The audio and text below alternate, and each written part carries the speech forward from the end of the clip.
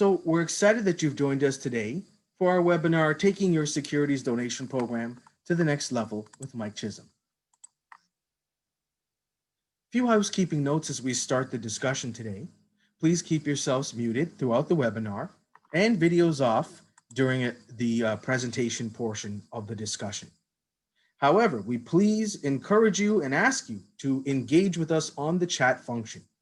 Submit questions, share thoughts, and I'll make sure that Mike gets your questions, but it's really helpful that we have a dialogue in the chat function. So please, let's make sure we're using it. In the login email that my colleague Aaron Kuhn sent you, there is a link to a Dropbox folder. In that folder is a PDF copy of today's presentation. There's also a CFRE tracker sheet and Michael's bio. The session today will be recorded, and you'll get an email within 24 hours with a link to the recording. And as this is one of our free sessions at CEGP, we will also be sharing it publicly, and you can share it with peers. We're excited to have this discussion today. It's an important discussion that will affect your raising funds this year to do more in current dollars. We're excited to have Mike Chisholm today with us of Scotia Wealth. Mike, take it away.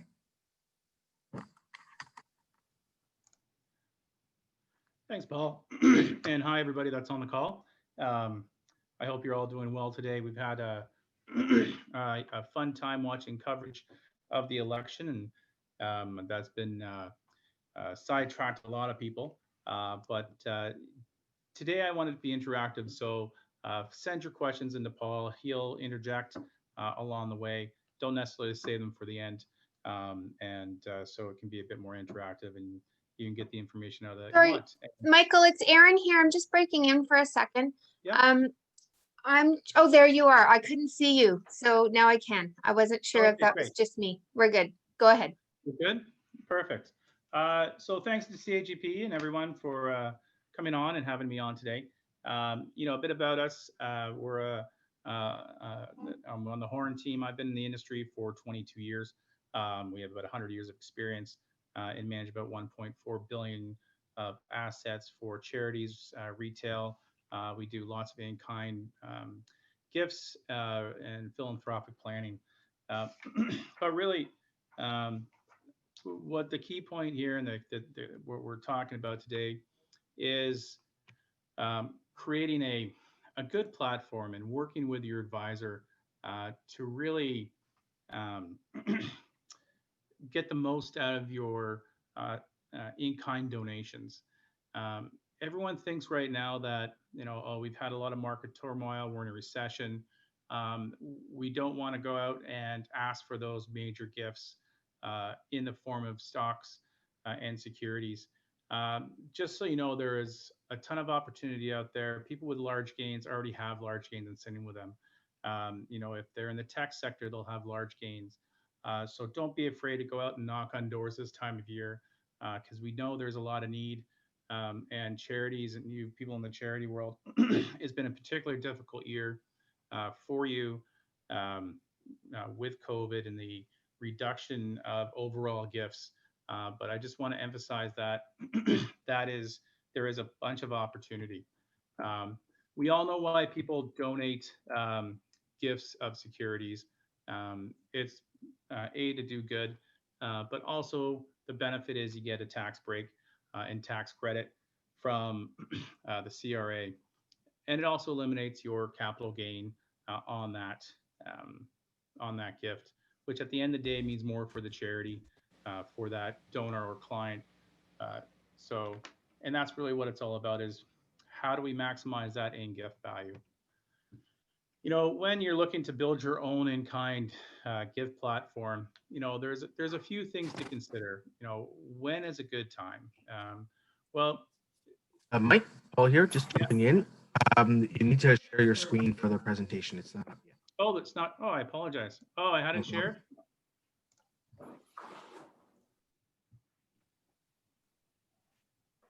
There we go. You guys got it now? Yep. Thank you. Perfect. Thanks, Paul. I had it shared, then I forgot you asked me to turn it off. So when's a good time to actually start considering, building out your own platform? where we see it kind of on an economical basis is kind of when you're at about 250,000 in total gifts a year.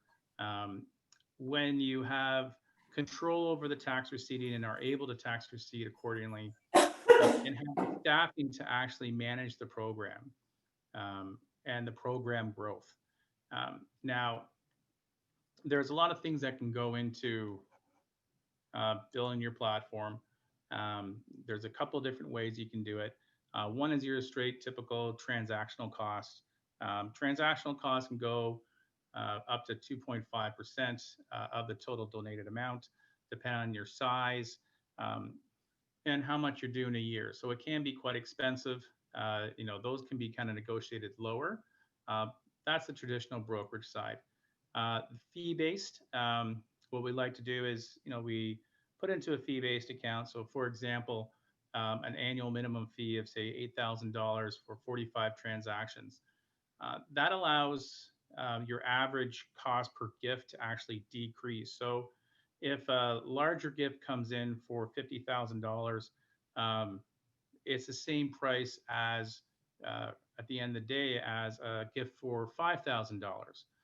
So what's a benefit on the gift planning side is the more you give, it's not like there's an incremental cost there to give from our side and from a commission side.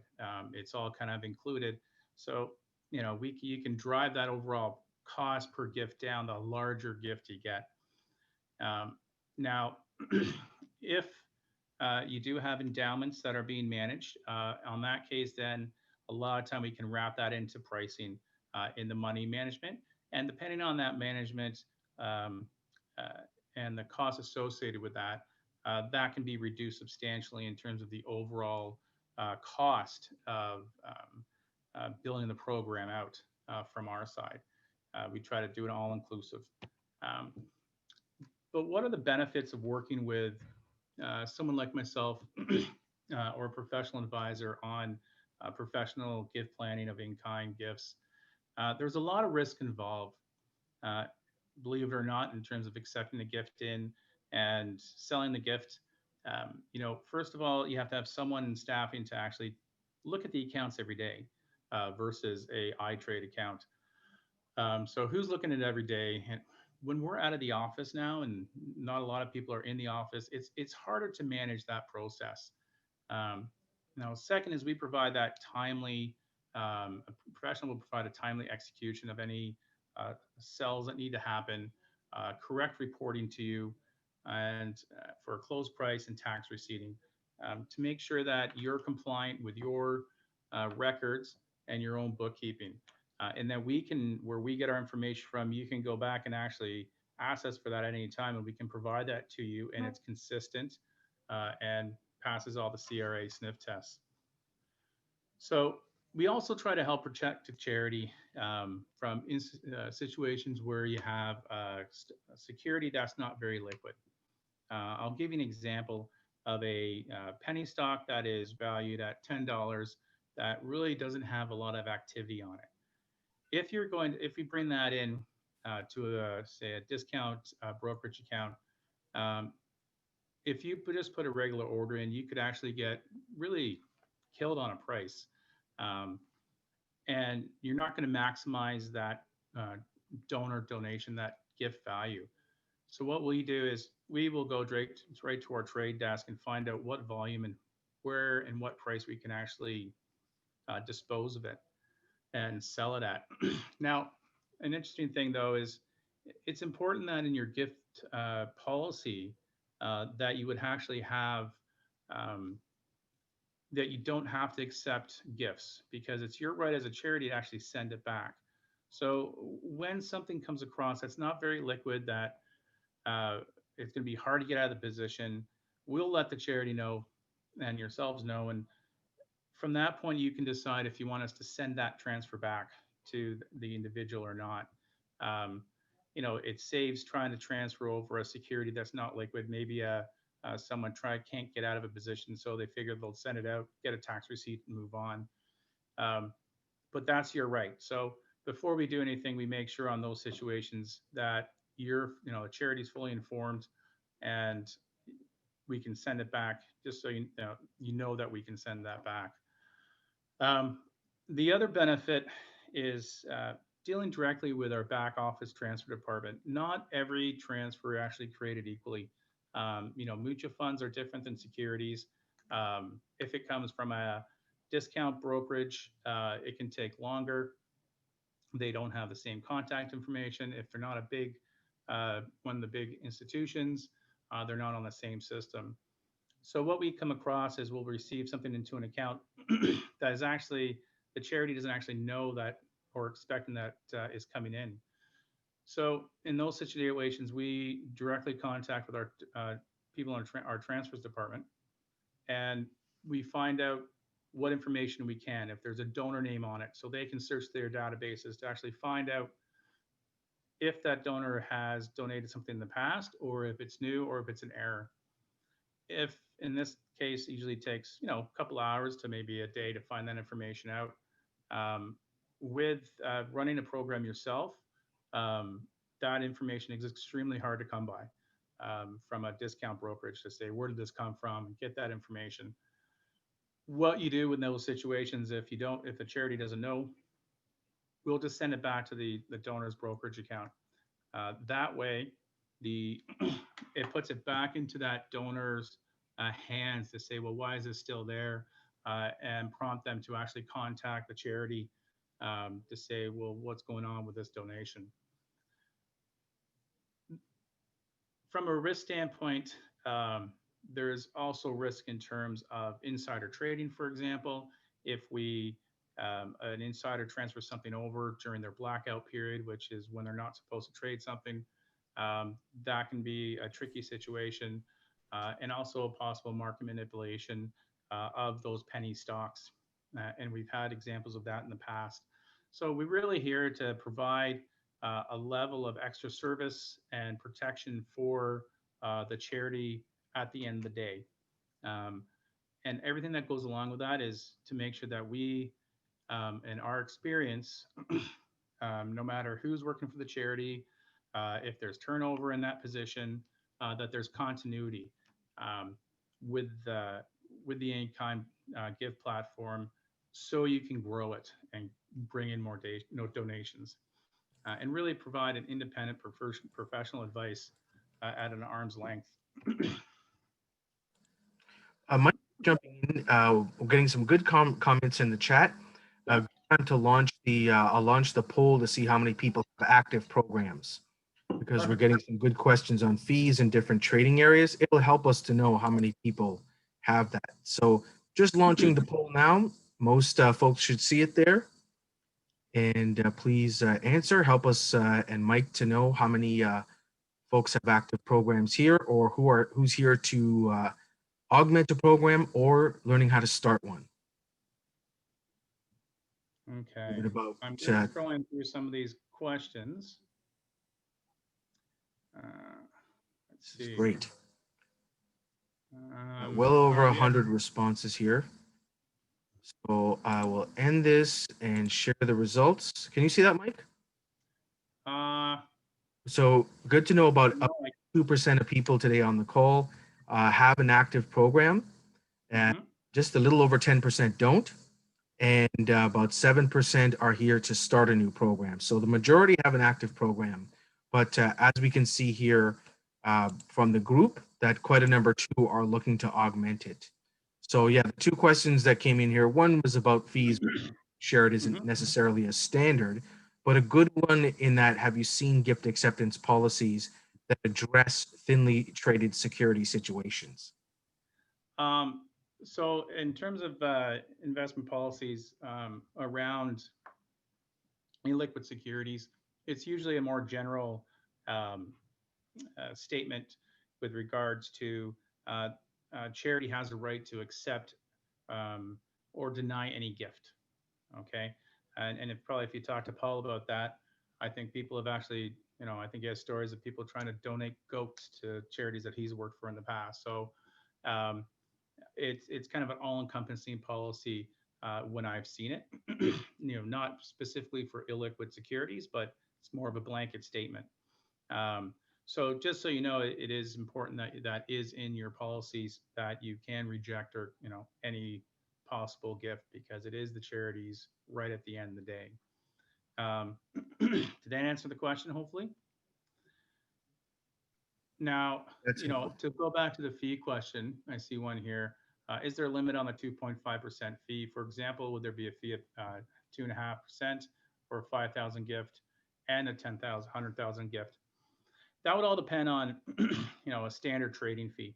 Um, you know, Generally, it starts at 2.5 and gets lower the larger the gift goes. So, but it still can be substantial. Even if you're talking a $10,000 gift charging 1% at $1,000, you do that a few times and on your program, and it adds up pretty quick.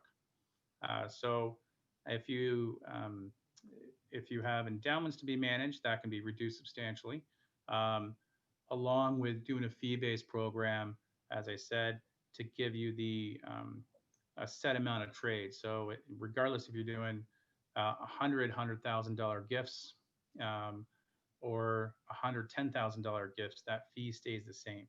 So the bigger the gift, uh, the more you get out of it at the end of the day on an average basis. So, and that's something I think a lot of donors actually ask, and I've heard from many gift planners is, what's your cost for me to sell this with your broker? Um, so when we can average that down substantially, um, and give them that answer, as opposed to, oh, it's going to, your $5,000 gift, we're going to charge you $500. That doesn't go over very well a lot of the time with that donor. So what we really want to do is look to how you maximize the gift, and create efficiency with that overall program to get scale and to grow. Um, so just scrolling through some more of these questions. Policy. All right. So let's move on. So when you're looking at um, creating your own, or even at your, even if you have one, um, communication is key.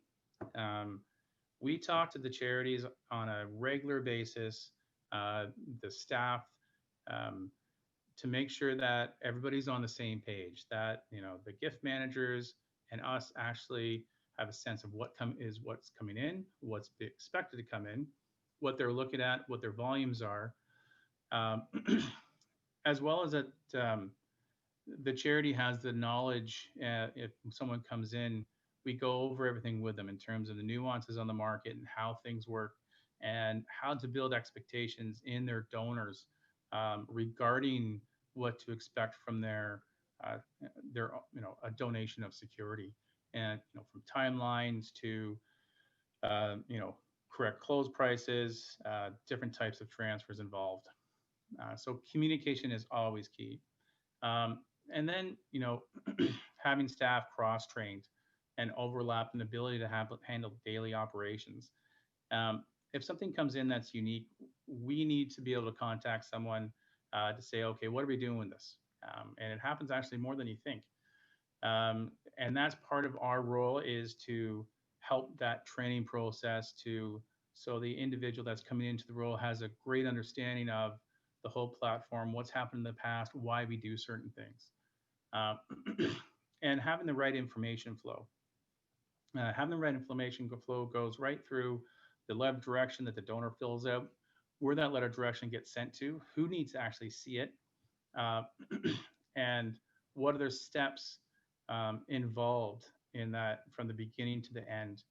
Um, because having a nice, easy, um, coherent, efficient process really does, at the end of the day, benefit the charity and benefit the overall donor client experience. You know, Setting the right expectations up front really does help in having a full understanding to be able to communicate that to a donor from a charitable side. We also talk to donors on a regular basis, as well as their advisors.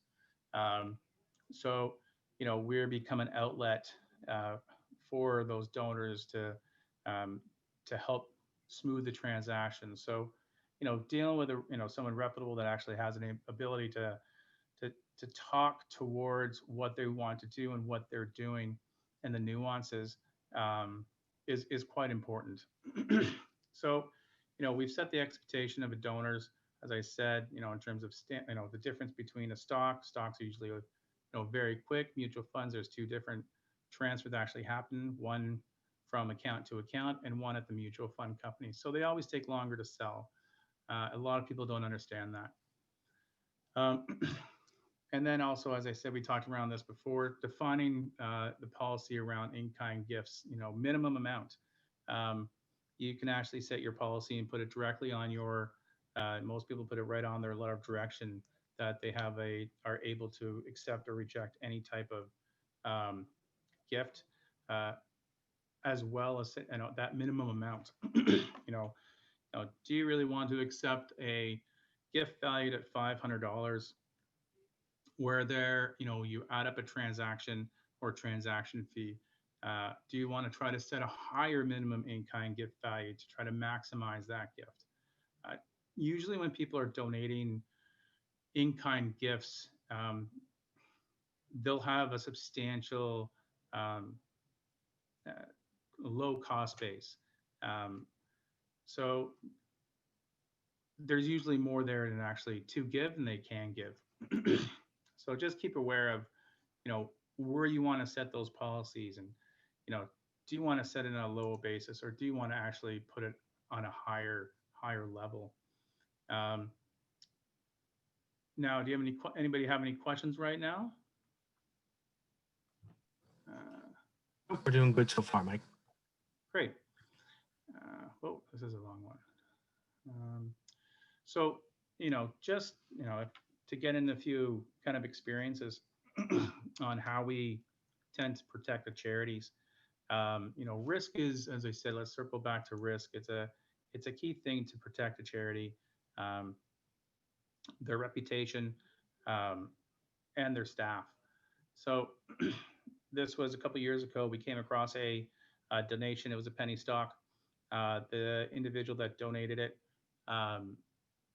it was a broker or trader of some sort, called us up or sent an email saying, let me know, and we'll just figure out how to best dispose of it. We dealt with it. We talked to the charity.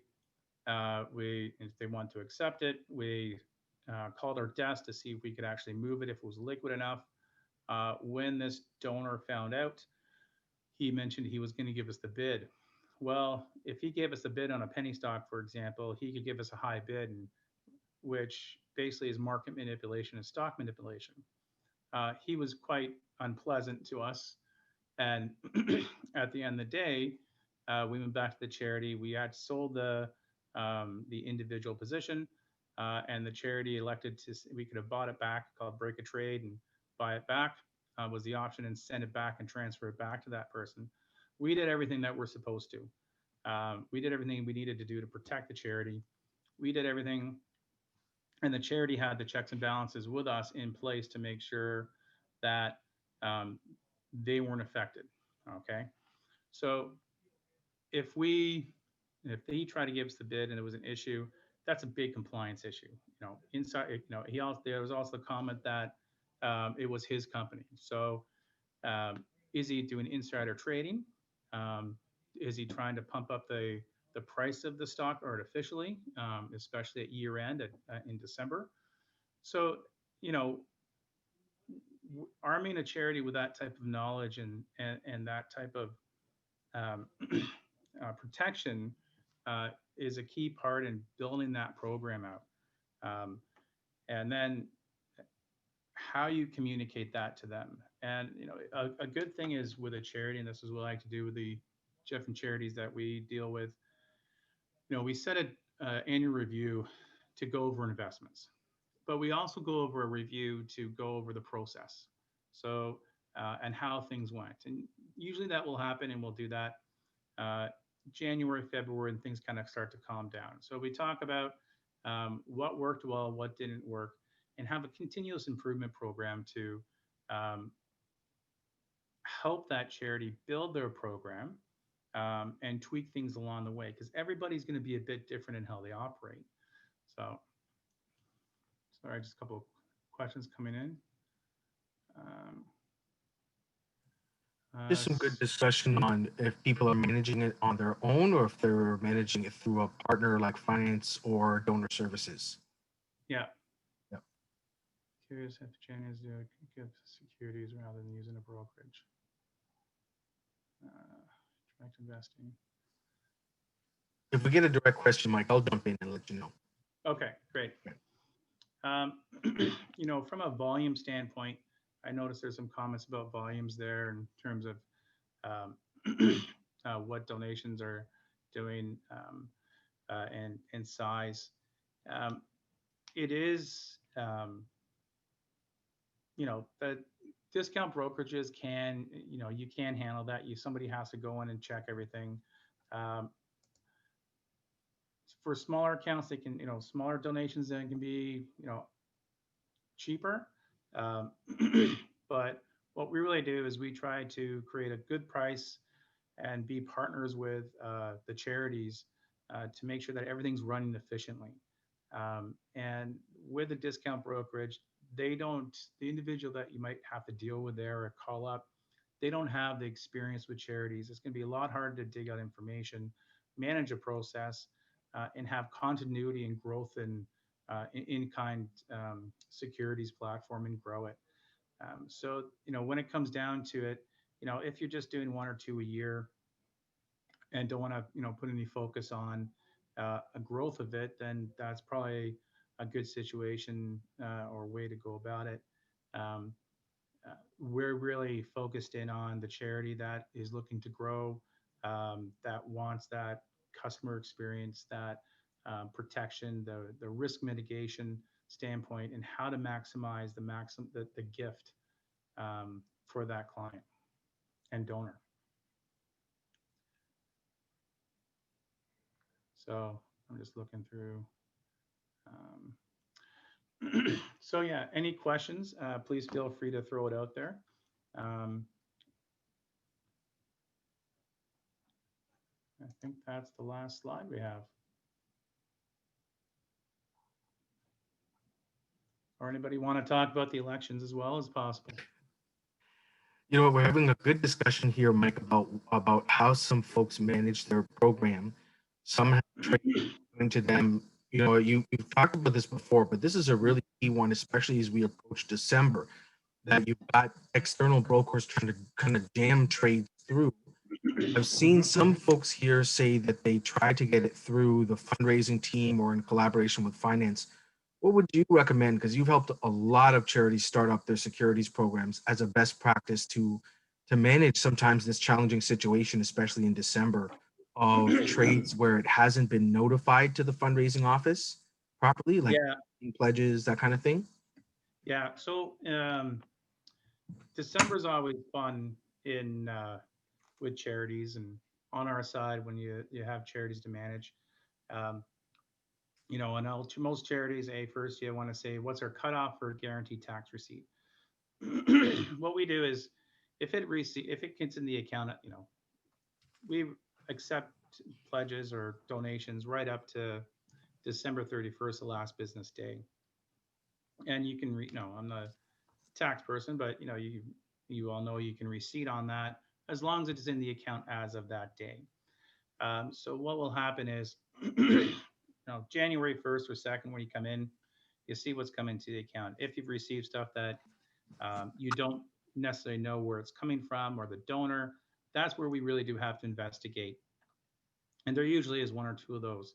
Um, that's where we go talk to our transfer department and find out, who is this person, and try to track that down for the charity so they can do their own kind of homework and digging. If it's a national charity, they have to go nationally and go to all their gift planners and say, are we expecting this? Do you know this last name of this person? Uh, so we try to give it a day or two, and then we wait for the charity to come back to us and send it back. The last thing we ever want to do is send back a gift, especially that time of year.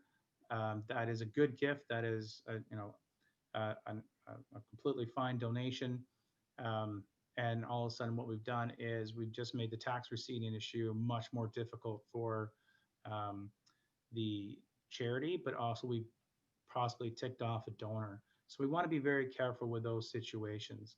Coming up to year end, we always have, um, you know, various advisors calling us up at, a very important client, want to make sure this gets in. That's a lot of it's out of our control. If things are set up properly, we receive it in that, usually that same day, depending on which institution they are. So it is something that we do a lot of stick handling with brokers as well as donors. It's amazing how many different calls we field from uh, donors, especially at year end. Now, where do I send this? And a lot of those donors and a lot of those issues actually arise from um, that donor using a discount brokerage, because a lot of the discount brokerage will have a different form, a different level of direction that they want to fill it out. The person they've been talking to on the phone, they're not sure of the charitable process on where to go to set it up. So that adds a lot of confusion into um, for the donor. So, you know, we really try to act as a conduit to actually help the donor and the charity not be as frustrated and understand how a process works and see what we can do to intervene and make the process smoother. And that's generally, the last 2 weeks of December where all that fun stuff comes in. But as I said, right now, I think in the next 2 months is going to be potentially fantastic for those of you that are focused in on in-kind gifts and major gifts, because there are a lot of gains out there, and it's been a tough year for a lot of people, um, but big donors, they'll have those gains. And generally, people want to help. So there are a lot of capital gains out there, and a lot of people willing to donate to charity. So don't be afraid to knock on doors right now. Um, you know, it's there's a lot of potential. So. So, Mike, we got a few great questions lining up here.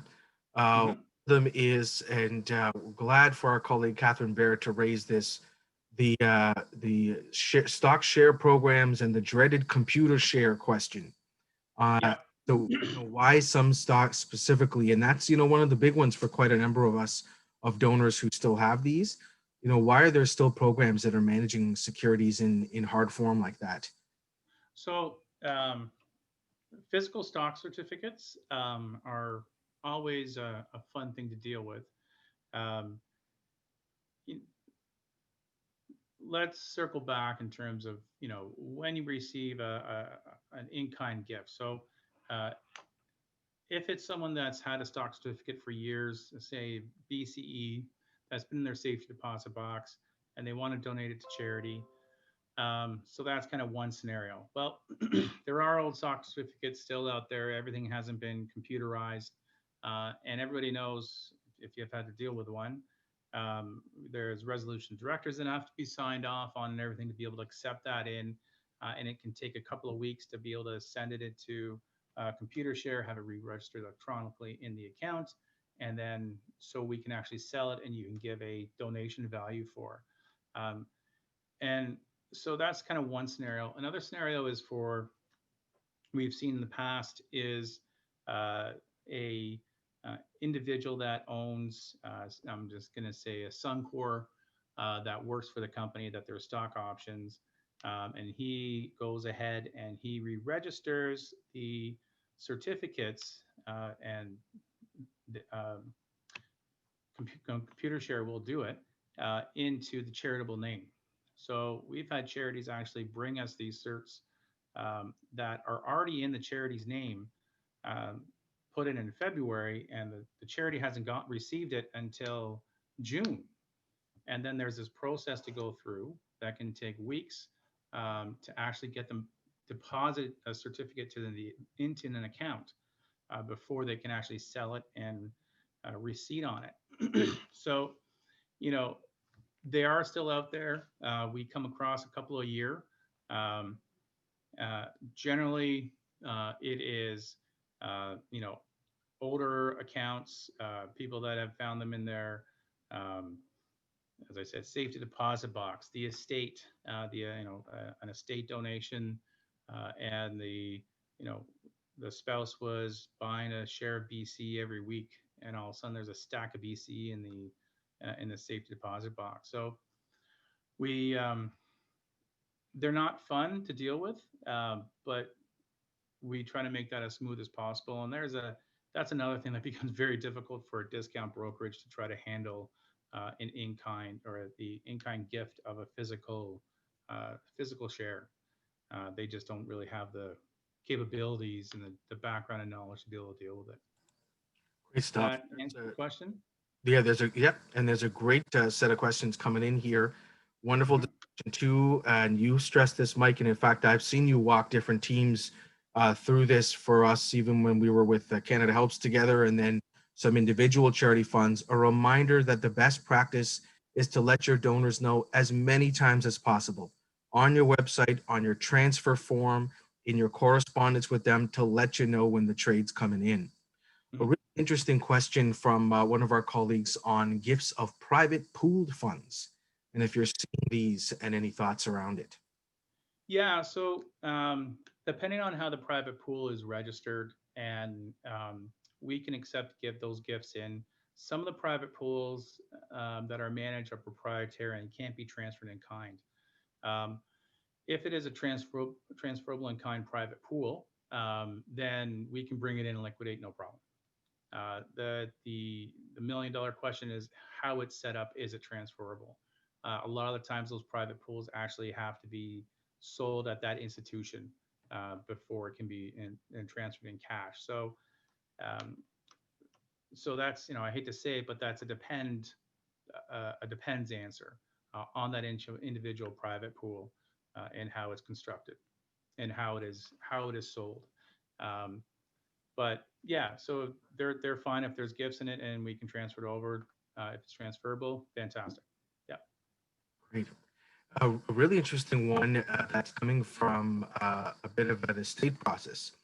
Received mutual funds in an estate from multiple providers, and each provider required different documents to legitimize the transfer, including notarized affidavits from each of the other beneficiaries agreeing to the gift in kind transfer. The legwork has been significant, especially to get everything notarized. Have you run into this, and are you dealing with multiple beneficiaries on an estate side at all? Because you've So represented. on the state side, that would be our trust department that would be dealing with those situations because they do full estate and trust management. If you're dealing with a lawyer on the estate side, uh, they would, you will have the bequests and gifts in the will that they would be sending out. Um, if it was as example as an estate, um, the the issue is always the letter of direction and that list of in-kind transfers. uh, Generally, most institutions will be different depending on who you deal with, um, but generally that letter of direction plus that attached list is sufficient to transfer things over. On the beneficiary and the estate standpoint, that's something that we'd have to talk to our trust department on and the lawyer on in terms of documentation that's actually required. When we're working through an estate, um, generally how it works is that we would receive all the client documentation before we distribute. And if there's gifts, we would have the in-kind gifts form, and then we'd have a form that would be notarized by the beneficiaries and signed off, and then we make those gifts. So it can be a bit more cumbersome when you're not when you're the sending institution. Receiving institution is not a big deal, just because we're not relinquishing the securities themselves. We're just receiving them. But in that scenario, uh, there will be different parameters based on the institution a lot. And that's something that our trust department or when a lawyer can guide on should be no problem. That's great. Want to Yeah. thank all of our colleagues who are sending me some questions directly. That's fine. And I'm happy to pose them to Mike. Thanks also to a number of our colleagues who've joined us today who represent third-party public foundations who help quite a number of charities with securities trades. So in the CGP membership, we see this done with community foundations. Some United Way programs help with this. We've got a number of public foundations like Link Charity, and of course our colleagues at Canada Helps who do this for charities. An interesting question here, and actually it's one of the more common ones we get to our Ask an Advisor program at CEGP, which is donors asking to donate securities from registered plans and from inside things like TFSAs. Now we know we can't do that, but what's the best kind of the most clear answer that you provide when a donor asks that of you as the charities broker? Sorry, just repeat that. Yeah, What? people want to transfer securities from Yeah. inside a registered plan, right? Mhm. No, we can't do that. And very often advisors talk about transferring out, et cetera, or just simply saying, Yeah. "Oh, and you want to use your public portfolio." Yeah. So if it's if a a client or a donor asks us about those registered plans, first we're gonna kind of question them into, okay, why is that the situation, and what planning that has been done. The intent of the gift, registered plan, whereas once it's out, there's no capital gains. It's classified as taxable income. So you may as well just do the withdrawal and give cash. So it's not the most tax efficient way, but we'd really ask the donor and the client, what the intent is. Has a proper planning been done? Um, and kind of get behind what's driving this request. Um, is it because they've been told? Have they've been misadvised? Um, do they think it's going to be as like transferred out of a non-registered? So we really want to get behind what's going on there, and so we can give proper advice. That's great. Any other tips? We're still getting a number of requests for best practices on how to get around this year-end issue of people pushing things into accounts, et cetera. Mm-hmm. Are there best practices you recommended to charities on where to put this notice or how to notify, or even, have you seen some that straight up say we reject it if we don't know that it's coming through? Yeah. So, I think the letter of direction is key to have. You can actually spell that out in your letter of direction, and now it becomes so easy to update and change that letter of direction in terms of putting something on that to come year end in terms of some sort of deadline. So it can be right there, right in front of a donor. Um, they have to get your information somewhere. So it's either through your donor website that they print off um, that LOD, or perhaps they're using a previous letter of direction from something they did a couple of years ago. Okay, so even if they're doing that, hopefully you have the donor database in the name when they're trying to push it through.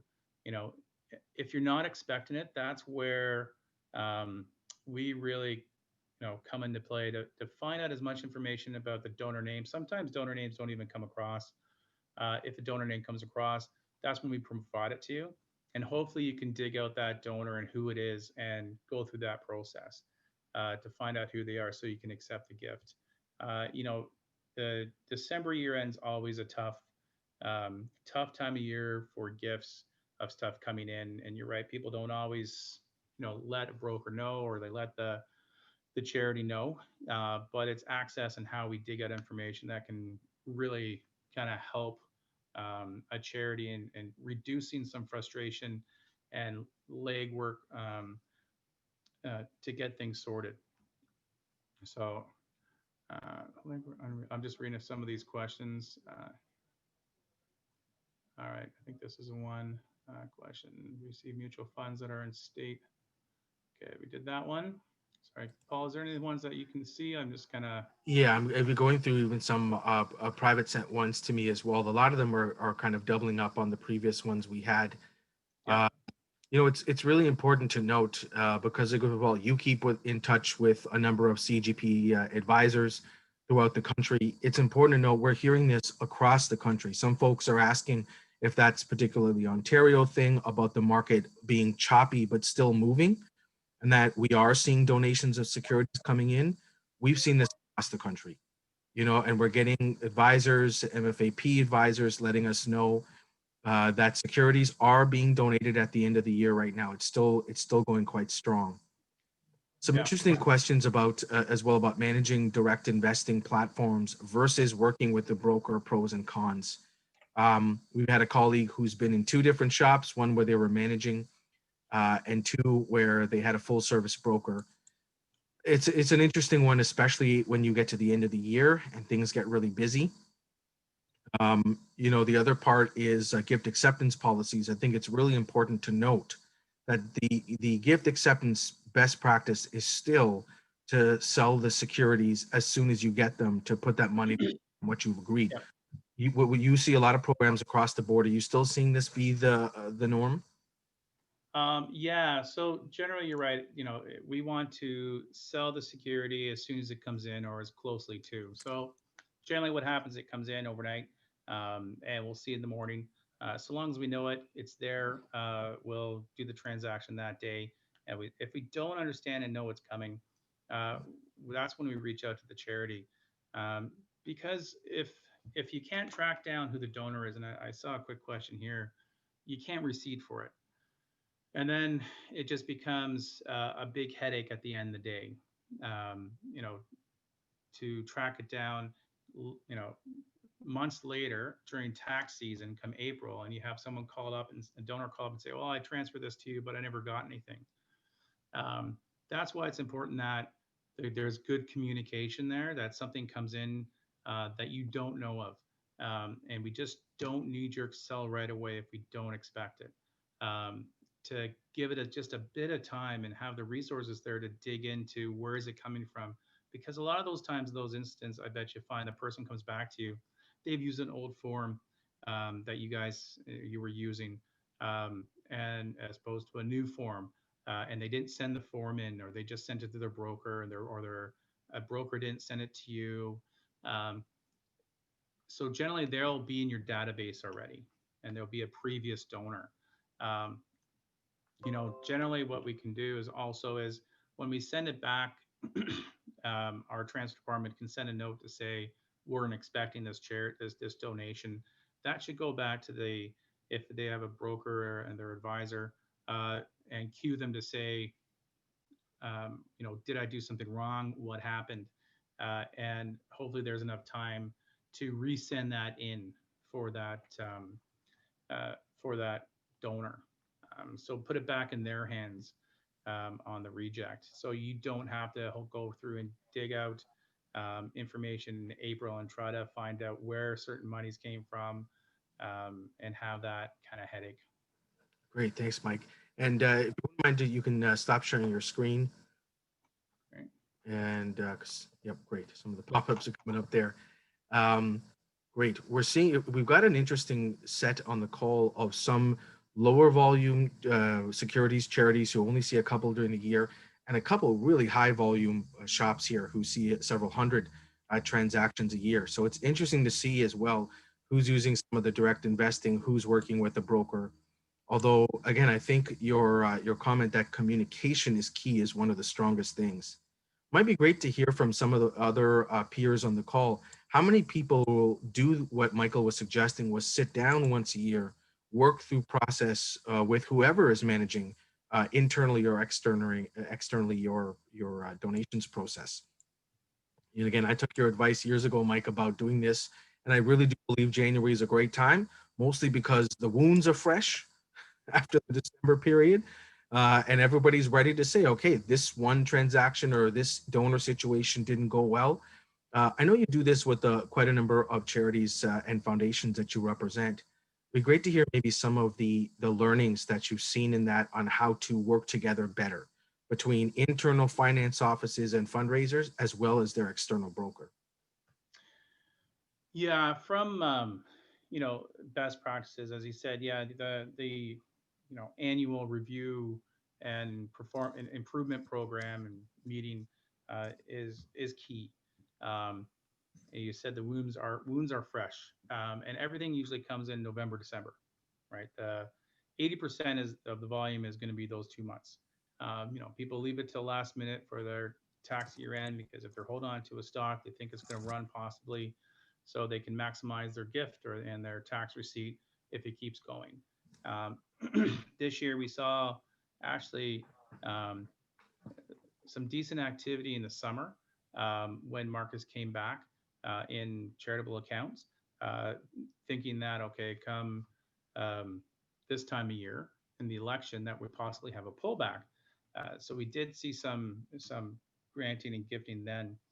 Uh, but in terms of best practices in dealing with, whether it's the accounting department or whoever, um, when we get everybody into the room together and see how the reporting works, and every charity is different, we can try to custom tailor things in terms of how we're providing information and some of the terms they're using and who we send that information to.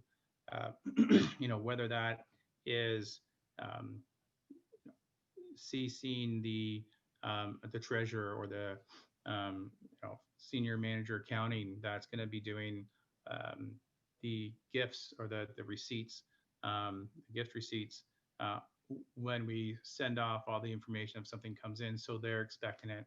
Um, we really try to tailor things based on how that charity operates and how um, they would like to operate, and then we try to tweak things to how things work on our end, so we have a nice cohesive program for them. And that's a continual thing because people change, systems change, process needs to change.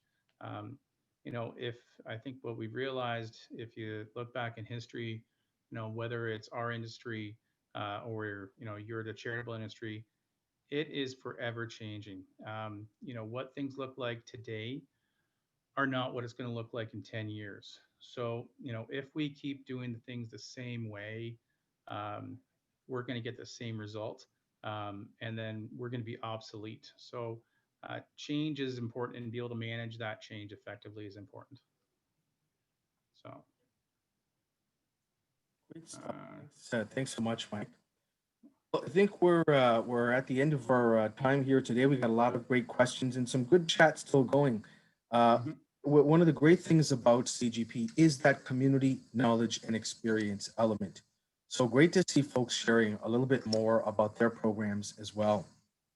So as we finish up today, you'll see I also shared a list of local chapters in the chat box. Feel free to look up your local CHP team because we have advisors who are experienced in every different provincial market as well, like Mike, but really important to connect to community knowledge in the space. So thanks everyone for joining us today. Our colleague will send out a short survey, really helpful for us to learn from you how to make these kind of sessions better. We appreciate it. You'll get a link Great. in the Thanks next very much, Paul. 24 Thanks hours. everyone for Yep. participating, and have a great day. Great. Thanks so much, Mike. You'll get a link from us in the next hour with that survey. And as well, remember, you've got the Dropbox and you've got the presentation in there as well. Our next webinar Wednesday session is on November 25th, a really important session on year-end giving from Jill Nelson and Peggy Colleen. Gift planning then and now, what we're learning in the time of COVID-19 and year-end giving. So please look to join us that day. Also, this coming Monday is another version of our Advanced Philanthropy series. These engaging discussions and high-level case studies are not webinars. They're at the highest level of philanthropy in Canada and will discuss the most pressing legal and governance issues in Canadian philanthropy. This Monday, November 9th, our discussion is with Amanda Stacey of Norton Rose on charitable giving using trusts and tackling the complexities. Our national conference will be this coming year in April 2021. We hope to see you there. As you've heard, it's online this year. And a reminder that our education program, including this webinar series, is made possible through the generosity and supporters of the CAGP Foundation, like you. If you're inspired to support us or work with us in the work we do, please take a look at the work we do at cagpfoundation.org. And lastly, as 2021 approaches, we want to make sure that all of those who haven't heard about it hear about our National Bequest Campaign, the single largest social nudging campaign to encourage Canadian bequests in history in Canada, called Willpower. We'll share a link today. Our pilot was in Hamilton Golden Horseshoe. We're sharing the results shortly, but we aim in the next 10 years to advance bequests in Canada by $40 billion. So please join us in 2021 as Willpower launches. Thank you so much, Mike, today for this presentation and for the best practices and expertise you've shared. We're grateful. Thank you to all of you for joining us. We hope you have a great day. We'll see you soon.